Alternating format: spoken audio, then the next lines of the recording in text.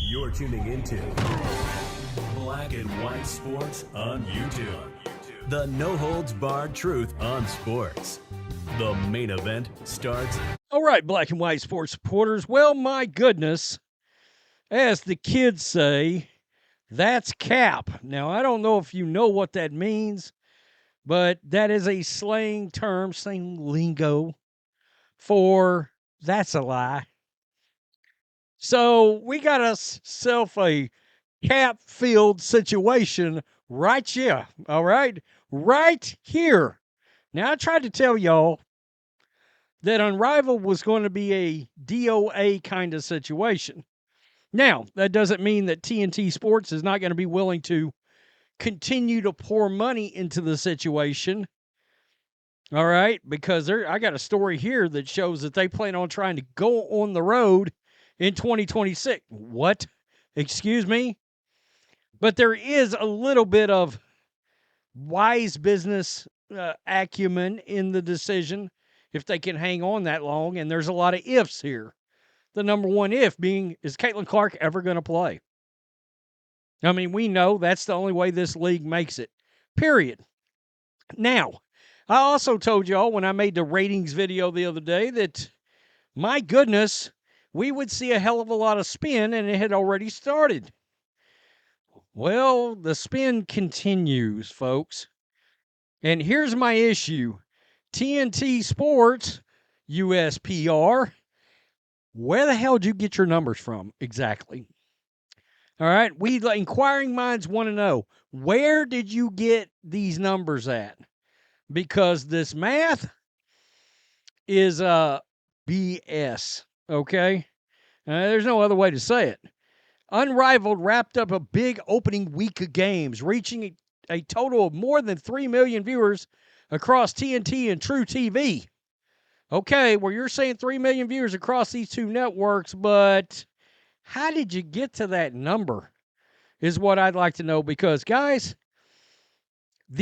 and we saw, what, 313,000 for the first game, 311K for the second game. This was Friday night.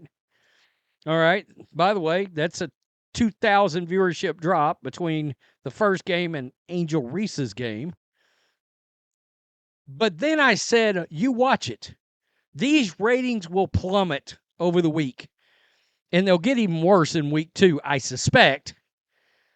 But my goodness, guys, they are already a disaster. And I do mean a disaster. So, let's check out right here. This is Monday. You can already see I retweeted this. Make sure you follow me on the X at Rhodes Rants. But right here, do you see this, folks? That's .187. That's 187,000 viewers. Yikes. How about the second game? That's .120. That's 120,000 viewers. So between both games combined, they got 300,000 viewers. Where'd your math come from? Because I went over to the TVRatingsGuide.com and pulled up the good old ratings right here. Unrivaled, Phantom versus Laces, True TV. Yikes.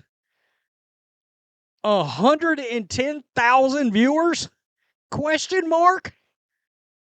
110,000 viewers. That is a disaster, folks. AEW Collision on their actual main network, TNT, 340,000 viewers. And guys, that ain't good. That ain't good. It's not. I mean, what's really going on here? The spin is unbelievable. I mean, see, this is the problem. There'll be a ton of people see this, and they won't even ask a question. I mean, that specifically says TNT and True TV. That doesn't say that Max is in there, a.k.a. HBO. That doesn't say that at all. It specifically gives you 2 channels.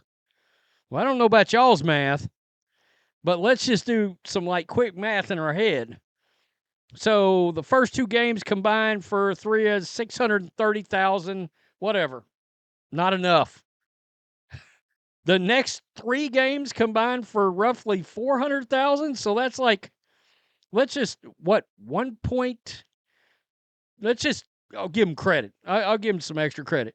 Let's say 1.3 million. Now, what's 3 million minus 1.3? Not nearly enough. TNT, Unrivaled. 1.7 million light on your math that you floating out there? And a lot of people noticed this. Some people did ask questions. 300,000 for the first two games, then under 200,000 for the next four does not equal 3 million viewers. The spin has already begun week one.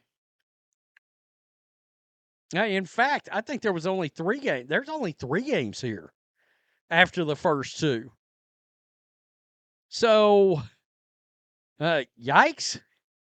Peaked early with 300K and gone down rapidly. What's happening here? This person just says, that's Cap. No, I mean, that's not Captain America. I'm just saying. Yeah. Where are you coming up with this shit from? Question mark? Inquiring minds want to know.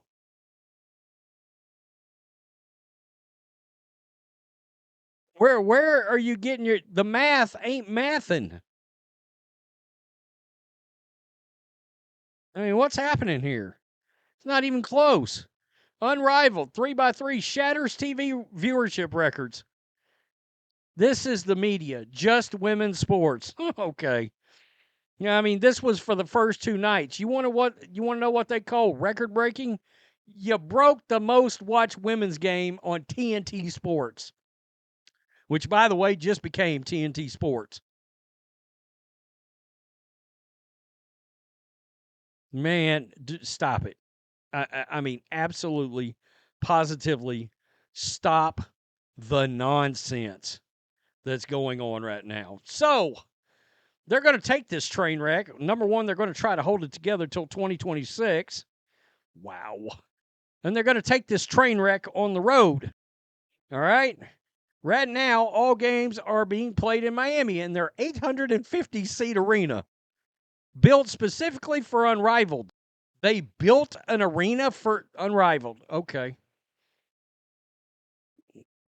I mean, wow. There are people out there that's literally burning the money. Next year, the plan is to still have a home base, but also take some games on the road to 4 cities, per the Athletics' Ben Pickman. This season, all 10 weeks take place at a Florida facility, but a tour model for competition is planned for next year. The locations are yet to be determined, but Unrivaled is targeting a non-WNBA cities and college towns.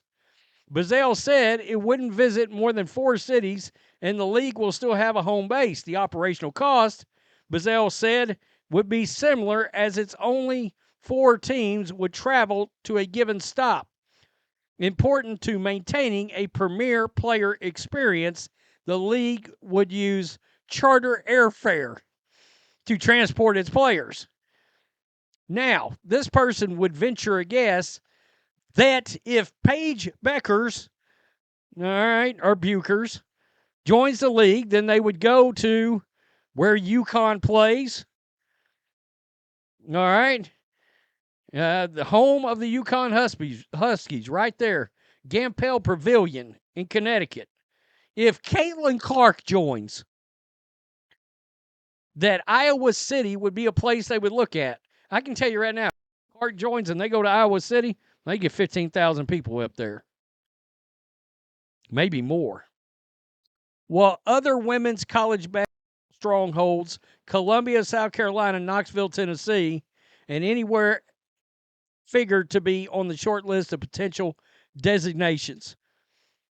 So they're going to try to hold this joker together when they're already getting, hold on now, when they're already getting, again, Monday night, you're going to see Unrivaled Laces 0.12.